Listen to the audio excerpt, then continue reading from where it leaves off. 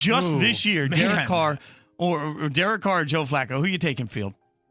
I think I'd probably lean towards Derek Carr. Sure, because he's younger. You already know who Joe just 1 year. Flacco is. Just 1 year. But still, 1 but year. like, I can't say that I'm super thrilled with either option here. Correct. All right, whether it's Carr or Flacco, both of their respective teams are going to face an uphill climb this season.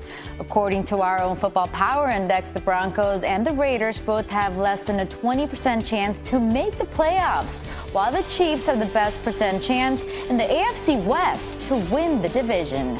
For more, let's get you back to First Take. Alrighty, thank you so much. NFL analyst Louis Riddick now joining the debate, and we want to talk about the Raiders' upcoming season. We just heard Field Yates say he'd take Derek Carr over Flacco this season in the AFC West. Louis, what are your expectations for Oakland this year? Yeah, I expect Oakland to be one of those teams that's going to surprise a lot of people. Look, they did everything that they possibly could this past year to improve this football team, both along the offensive and defensive line and as far as the skill position players that they have, so they can be a more traditional power team when they need to, and they can be more explosive scoring points and stopping people from scoring points against them. Look, from a personnel perspective, I mean, Trent Brown, signing him to the massive contract that they did to play right tackle for them is something that they needed to do. Drafting Josh Jacobs to play running back for them from Alabama is something that they need to do. They have that guy now. They have that guy they can control the ground game with. Trading for Antonio Brown was a necessity. Now, you have one of the best wide receivers in the National Football League, and in the draft, they needed to address pass rush. They drafted Cleveland Ferrell out of Clemson. They drafted Max Crosby out of Eastern Michigan. So, I mean, they have two young guys that they can bring into the fold. They draft Trayvon Mullen at corner, so now they have some more speed in the back end. They draft Jonathan Abrams out of Mississippi State. I can go on and on and on. These are good young players. Now, it's up to John Gruden to go ahead and put this all together. There is no reason why I believe that Oakland can't be at least an 8-8, 9-7 type of football team, if not more. Worst to first turnarounds are something that happen all the time. They play in a tough division. I know it, and I believe it's Kansas City's division to lose without a doubt.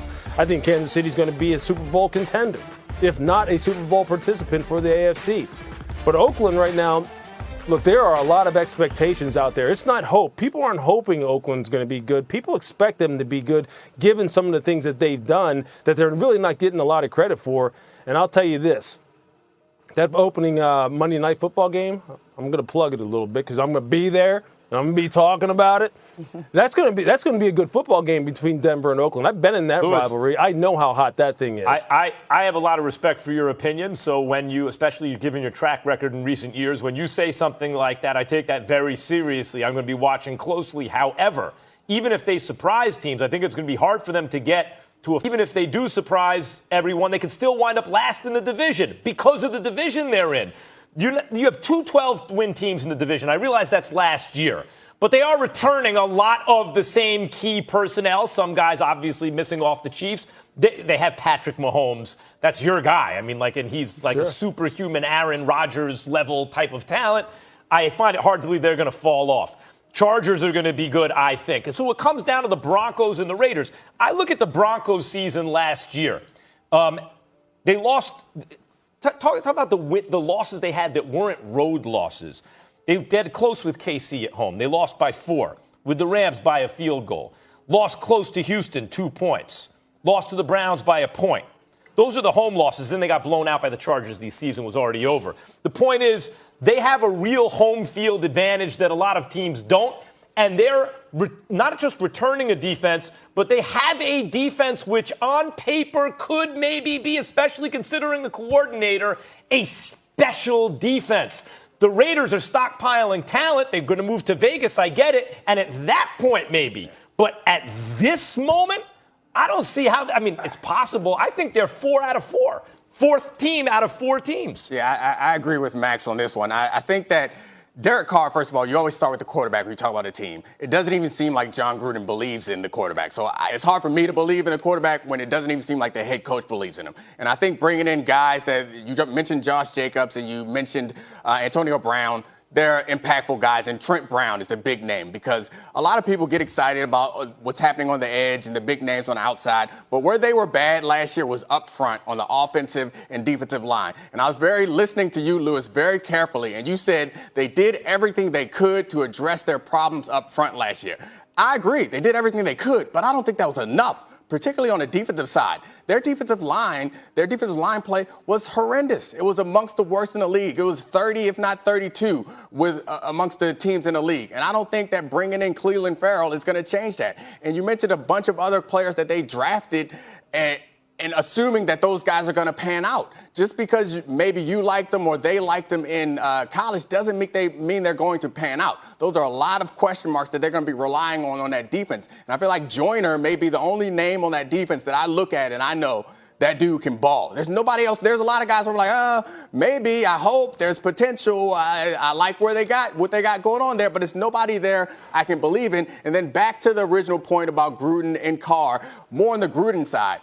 Gruden's a Super Bowl champion coach, and he managed to finesse the hell out of the situation and get this $100 million contract. But we haven't seen any evidence that he has modified his coaching style to be ready for the modern NFL. There's nothing that he's done in his seasons back with the Raiders that we can point to that people were saying, hey, what Gruden did here was incredibly innovative, so don't worry because Gruden's going to put all these players. And then you all put that against the backdrop of the thing that you guys both mentioned is they got to play Patrick Mahomes twice a year. They got to play Phillip Rivers twice a year. And they got to play in Denver at least once and play the Broncos again, which they might have they will have a slightly better quarterback situation. Well, look, as much as I like Vic Fangio, and I'm one of the biggest supporters of Vic, I thought he should have been a head coach a long time ago. Look, there's a lot of question marks in Denver as well, especially if you just want to start at their quarterback position. You mean to tell me right now anybody's going to sit there and ride with Joe Flacco and say, well, they got Joe Flacco, They're good to go? No, Their offensive coordinator, his name is Rich Scangarullo. Has anybody heard of him? Anybody know him? Yeah, he was a quarterback coach last year for the San Francisco 49ers. A guy who's never called plays in the National Football League. He's never been charged with that kind of responsibility. So do we know what he's going to do with Joe Flacco? Do we know how he's going to develop the young quarterbacks that are behind Joe Flacco, naming their second-round pick? Do we know how that's going to go? No, we don't. Now, on the defensive side, they should be solid. I get that. And Denver has been a thorn in Oakland's side for years. They were a thorn in our side when I played there back in the late 90s. So I get that. I mean, a thorn is insulting. Like a thorn in your side. Yeah. When I played in Denver, we were not a thorn in the side. We had no complaints about Oakland. They were an afterthought. I get you. I get you. But you know what? But here's the thing, though. Here's what we're trying to do, though. Right? This is what we're trying to do, Dominic. We're trying to spin this bad boy forward. And what Oakland has done is, look, I know you talk about the defensive line. There's a reason why they draft Clelin Ferrell as high as they do. They expect him to come in and be one of those people who is a pillar player for them on the perimeter. Perimeter rush is where they had nothing. They had no push on the outside last year. They had no speed, no playmaking ability. They were okay. They were all right with their defensive tackles, how they thought they would be, but they needed some push on the outside. So him and Max Crosby, I know they're young, but they're going to have to play, and they're going to have to play well. Vontaze Burfict, I know people are going to sit there and roll their eyes and go, yeah, if he can stay on the football field for 16 games and not get suspended, he's going to have to play on that second level and be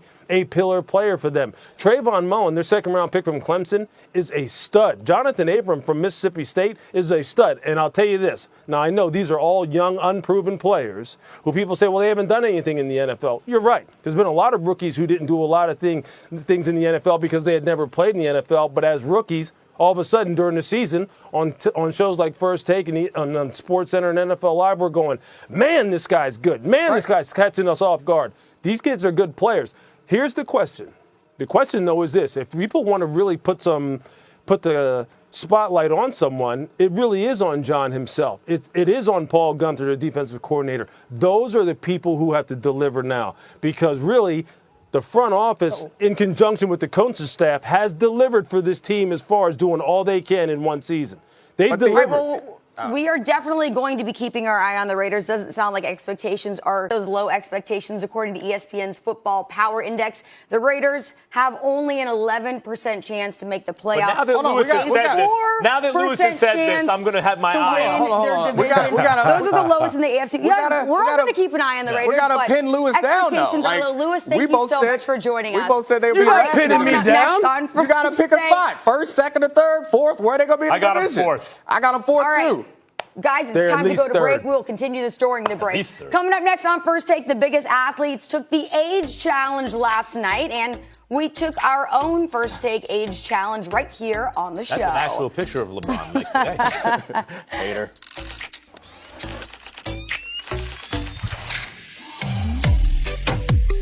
The King served people his new $1 crispy taco. Burger King Taco. I didn't know they made tacos. It's super crispy. It definitely hits the spot. It's a flavorful taco. You mean to tell me it's only $1? Talk about a surprise. It's Burger King's new $1 crispy taco. Only at Burger King. 3 facts